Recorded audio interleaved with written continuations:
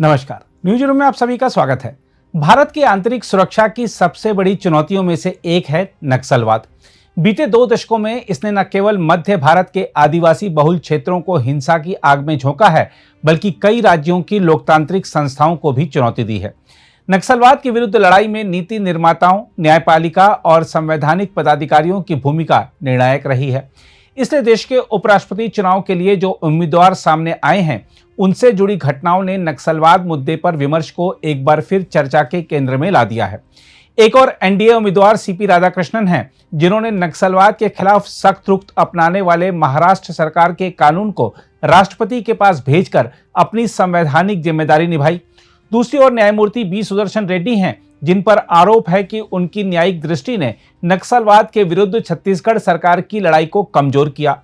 हम आपको याद दिला दें कि साल 2011 में उच्चतम न्यायालय के तत्कालीन न्यायमूर्ति बी सुदर्शन रेड्डी की पीठ ने सलवा जुडूम पर फैसला सुनाया था। इस फैसले में आदिवासी युवाओं को विशेष पुलिस अधिकारी बनाकर हथियार देने और उन्हें माओवादी विरोधी अभियानों में शामिल करने की प्रक्रिया को असंवैधानिक और अवैध घोषित किया गया था। फैसले के पीछे तर्क यह था कि राज्य हिंसा के माध्यम से हिंसा का प्रतिकार नहीं कर सकता और गरीब आदिवासियों को संघर्ष का मोहरा नहीं बनाया जा सकता। यह फैसला मानवीय दृष्टिकोण से सही प्रतीत होता है, परंतु व्यवहारिक स्तर पर इसने नक्सलवाद के विरुद्ध चल रहे राज्य के अभियान को कमजोर किया था। केंद्रीय गृह मंत्री अमित शाह का आरोप है कि यदि सलवा जुडूम को रोका नहीं गया होता तो 2020 तक नक्सलवाद का समूल नाश हो चुका होता। यहाँ प्रश्न उठता है कि क्या न्यायमूर्ति रेड्डी ने सुरक्षा की जरूरतों पर संवैधानिक आदर्शों को प्राथमिकता दी, और क्या उनकी यह दृष्टि जमीनी हकीकत से कटकर नक्सलियों को अप्रत्यक्ष लाभ पहुंचा गई?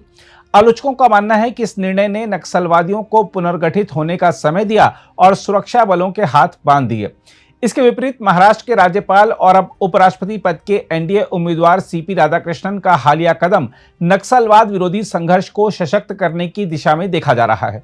उन्होंने महाराष्ट्र विशेष सार्वजनिक सुरक्षा विधेयक 2024 को राष्ट्रपति के पास भेज दिया है। यह विधेयक शहरी क्षेत्रों में सक्रिय वामपंथी उग्रवादी संगठनों पर लगाम कसने का प्रयास करता है। हालांकि विपक्ष और नागरिक संगठनों ने इसे असहमति की आवाज दबाने का औजार बताया है, लेकिन तथ्य यह है कि शहरी नक्सल नेटवर्क विचारधारा और लॉजिस्टिक सपोर्ट देकर जमीनी हिंसा को खाद पानी देता है। सीपी राधाकृष्णन ने इस बिल को सीधे हस्ताक्षर कर लागू न कर राष्ट्रपति के विचारार्थ भेजा। यह संवैधानिक प्रक्रिया का सम्मान भी है और नक्सलवाद के खिलाफ राज्य की गंभीरता का संकेत भी। यह कदम दर्शाता है कि वह राजनीतिक दबाव से ऊपर उठकर संवैधानिक दायरे में रहकर नक्सलवाद विरोधी नीति को मजबूत करना चाहते हैं। देखा जाए तो भारत में नक्सलवाद के खिलाफ संघर्ष केवल सैन्य या पुलिस कार्रवाई तक सीमित नहीं है। यह न्यायपालिका, विधायिका और संवैधानिक पदाधिकारियों की दृष्टि और निर्णयों से भी प्रभावित होता है। जहां एक और न्यायमूर्ति बी सुदर्शन रेड्डी का निर्णय व्यवहारिक स्तर पर नक्सलियों के लिए सहायक सिद्ध हुआ, वहीं सीपी राधाकृष्णन का कदम नक्सलवाद विरोधी प्रयासों को राजनीतिक और संवैधानिक मजबूती देता है। यह 2 उदाहरण हमें यह सिखाते हैं कि नक्सलवाद जैसी राष्ट्रीय चुनौती से निपटने में संवैधानिक आदर्श और सुरक्षा की जरूरतों के बीच संतुलन बनाना ही सबसे बड़ी कसौटी है। बहरहाल, उपराष्ट्रपति चुनाव के लिए सत्तारूढ़ राष्ट्रीय जनतांत्रिक गठबंधन की ओर से उम्मीदवार सीपी राधाकृष्णन और विपक्ष के उम्मीदवार बी सुदर्शन रेड्डी के बीच सीधे मुकाबले के लिए मंच तैयार हो चुका है। उपराष्ट्रपति पद के लिए चुनाव 9 सितंबर को होगा। चुनाव के लिए रिटर्निंग ऑफिसर के कार्यालय ने कहा है कि उपराष्ट्रपति चुनाव के लिए दाखिल नामांकन पत्रों की जांच के बाद दोनों उम्मीदवारों के नामांकन पत्रों के सभी 4 सेट सही पाए गए। हम आपको बता दें कि राज्यसभा के महासचिव उपराष्ट्रपति चुनाव के लिए रिटर्निंग ऑफिसर होते हैं।